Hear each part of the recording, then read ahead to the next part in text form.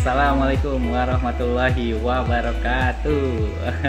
Hai kawan amalan. Perkenalkan, saya Muhammad Genta, the Head of Training and Educational Content Amalan. Hari ini akan menjadi host dari Amalan Talks.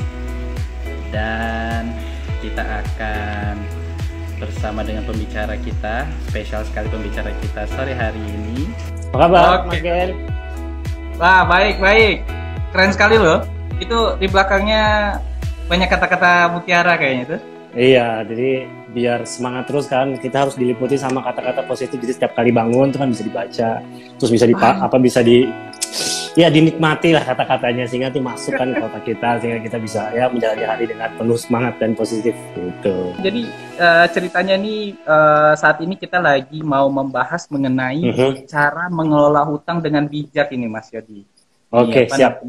Mas Yodi, kita mungkin kalau kawan-kawan yang mungkin belum tahu, Mas Yodi Karismanto ini adalah Chief of Staff of Amalan Internasional nih.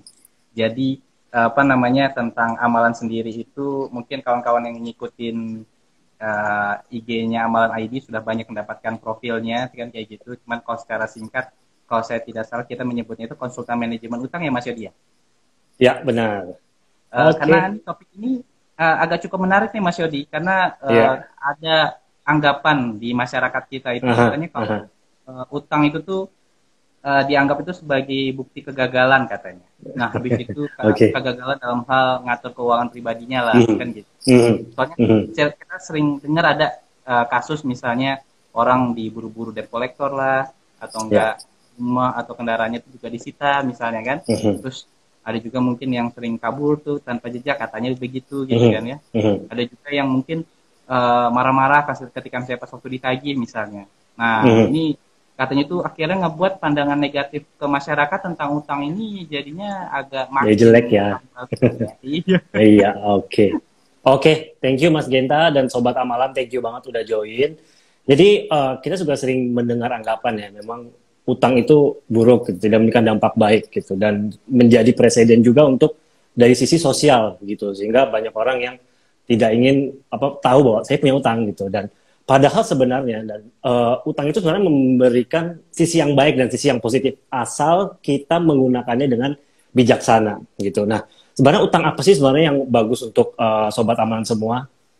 Pastinya utang yang bagus itu adalah yang pertama, utangnya bersifat produktif dan atau utang itu dapat meningkatkan nilai tambah kepada Sobat Amalan di jangka panjang gitu. Nah, contohnya seperti apa sih? Utang produktif itu contohnya paling gampang adalah utang yang kita gunakan untuk meningkatkan keuntungan bagi bisnis kita nih. Misalnya contoh, Mas Genta punya usaha punya usaha baju dan melihat potensi ke depannya kayaknya nih usaha saya akan bisa ekspansi besar-besaran nih. Saya melihat pasarnya udah gede nih. Dan juga dari reaksi pasarnya juga bagus nih customernya gitu. Tapi Mas Genta nggak punya dana nih sekarang nih dari perputaran modal usahanya gitu, nggak bisa mengcapture opportunity. Nah, salah satunya adalah menggunakan utang untuk nge-leverage. Leverage ini kan daya ungkit ya, jadi bisa dipakai untuk nge-grab opportunity dengan harapan mendapatkan keuntungan di masa depan gitu. Itu salah satu contohnya. Nah, contoh yang lain itu adalah utang yang bisa mendapatkan nilai tambah untuk investasi jangka panjang. Contoh misalnya untuk Sobat Amalan yang ingin membeli rumah gitu. Nah, kenapa sih rumah ini bisa menjadi salah satu utang yang baik untuk Sobat Amalan? Karena saat teman-teman membeli rumah, itu otomatis kalau kita belajar neraca ya, itu otomatis net worth-nya atau kekayaan bersihnya akan bertambah gitu. Dan untuk Sobat Amalan juga tahu bahwa membeli rumah kan kita nggak mungkin tiba-tiba rumah 500 juta, saya punya duit ini 500 juta jebret beli gitu kan, jarang ya.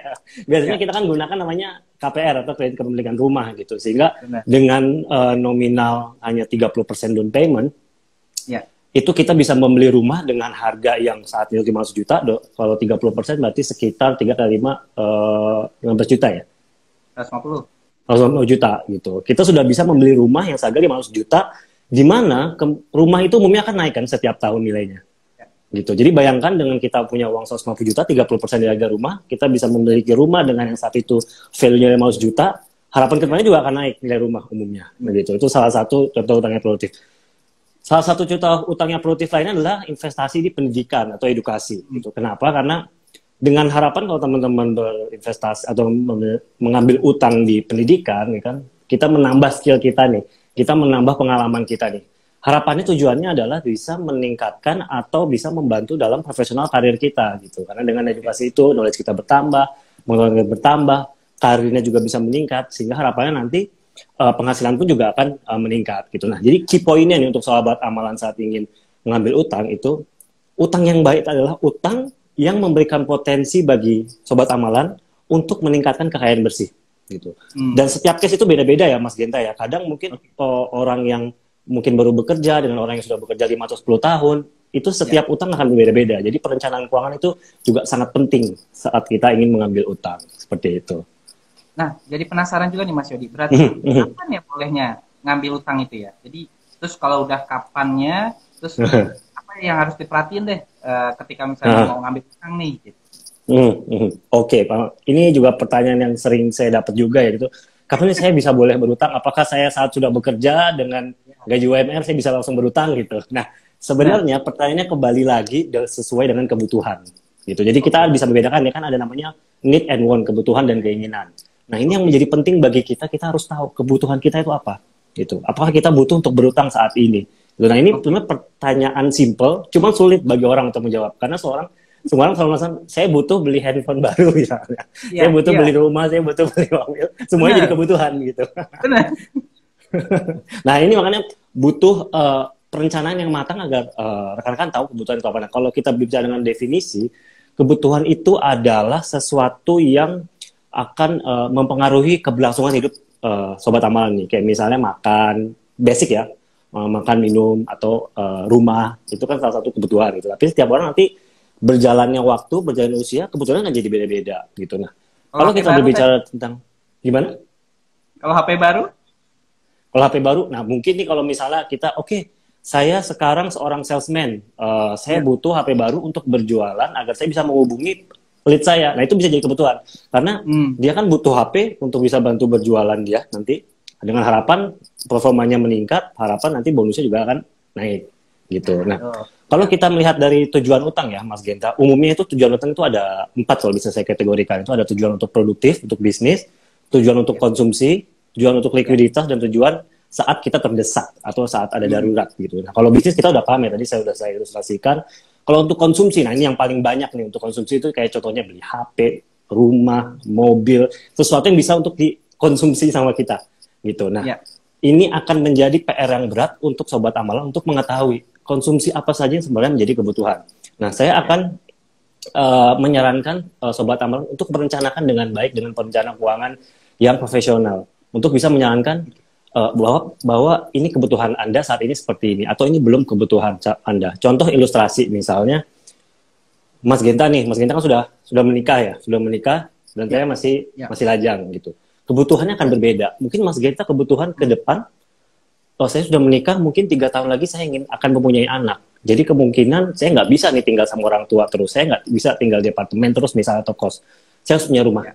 Beda dengan saya masih fleksibel kalau ngapain mau pakai kos, mau pakai apartemen. Rumah bukan jadi kebutuhan saya saat ini. Gitu. Nah, ini balik lagi makanya ke perencanaan keuangan. Gitu. Nah, tujuan selanjutnya likuiditas. Likuiditas ini dana apa ya?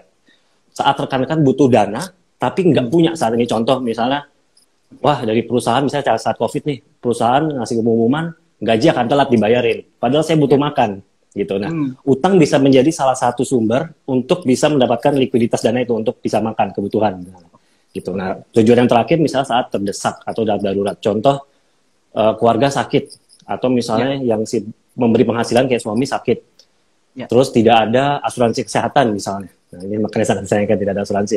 Salah satu yang bisa digunakan adalah utang untuk bisa membayar mungkin biaya rumah sakit gitu atau dia meninggal biaya mengurus pemakaman misalnya seperti itu. Iya. Berarti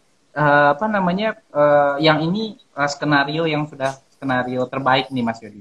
Nah, ada mungkin skenario yang akhirnya itu mungkin ini udah dari awal-awal tadi yang dengerin kita gitu kan. Wah, itu kan kalau misalnya saya bisa ngelola dengan baik, saya sudah ada hal-hal yang mungkin nih saya udah nggak memungkin lagi, misalnya contoh nih karena kesulitan ekonomi misalnya gajinya awalnya saya berapa terus habis itu akhirnya terpotong misalnya, atau enggak mungkin karena ada pemutusan hubungan kerja misalnya, atau mungkin ada kebutuhan-kebutuhan lain nih yang nggak kalah penting nih gitu dan segala macam. Akhirnya udah nih nggak sanggup lagi deh membayar utang sesuai dengan tadi saran Mas Yodi, tepat waktu dan segala macamnya. Nggak boleh disaran minimum payment lagi.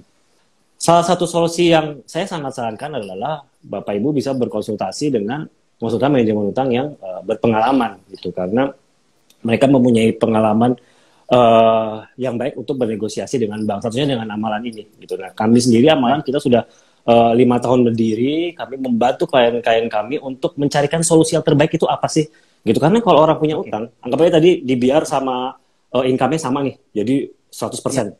Itu mereka kan dananya terbatas nih. Sedangkan utang menurut pengalaman kita itu kadang ada di bank A, bank B, bank C, produknya ada kartu kredit, KTA segala macam. Dengan dana yang terbatas ini, saya harus lunasin yang mana dulu nih gitu. Itu juga butuh strategi yang benar gitu, karena once kita salah, kita jadinya harus nunggu lagi untuk yang utang-utang yang lain gitu. Jadi harus tepat strateginya dengan kondisinya si klien, si nasabah itu, income-nya berapa, portofolio utangnya di mana aja, pemasukan per bulannya berapa, terus kondisi keluarganya seperti apa, itu harus tepat gitu. Nah, cukup mudah ya Bapak Ibu Sobat Amalan sekalian, itu bisa masuk ke website kami. Nanti website kami itu amalan.com, di situ ada chatbot, kita sebutnya Amalia. Di sana Bapak Ibu akan diberikan beberapa pertanyaan yang tujuannya adalah kita untuk mengetahui portofolio utang Bapak Ibu dan juga pemasukan Bapak Ibu, agar kita bisa paham nih the whole case-nya, kasusnya Bapak Ibu itu seperti apa gitu. Nice. Nah, once nanti sudah masuk dari sudah mengisi data di Amalia, selanjutnya Bapak Ibu akan dihubungi oleh konsultan kami gitu untuk mempertanyakan lebih dalam lagi terkait data yang dimasukkan.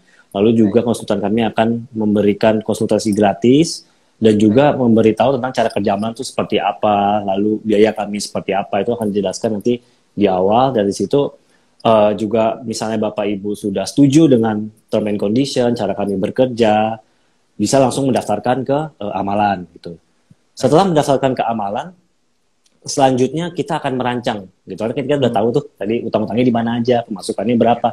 Kita akan coba rancang berdasarkan pengalaman kami dan data kami yang kami miliki. Kira-kira jalan keluar terbaiknya seperti apa nih?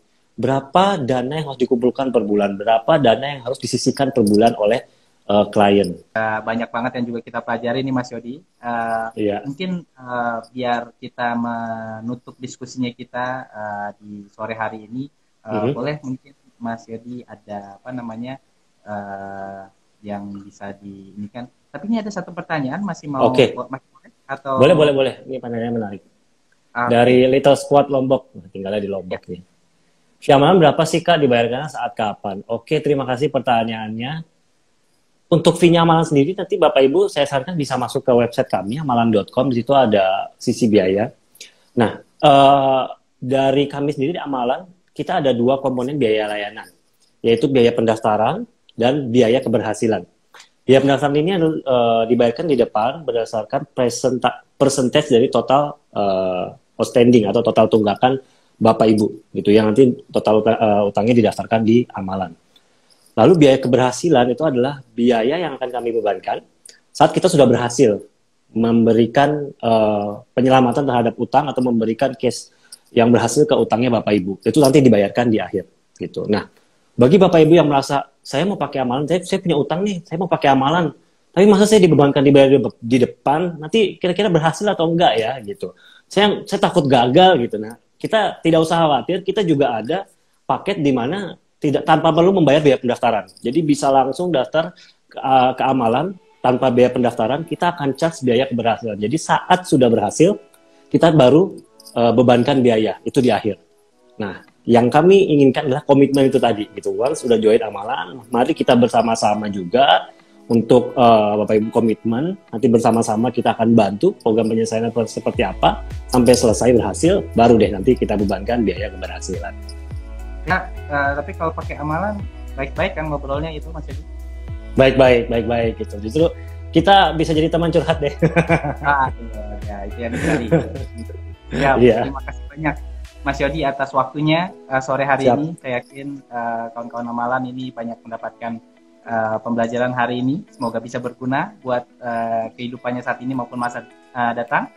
Terima kasih banyak Mas Yodi. Terima kasih Mas Genta dan Sobat Amalan sekalian. Terima kasih. Di Amalan Talks berikutnya.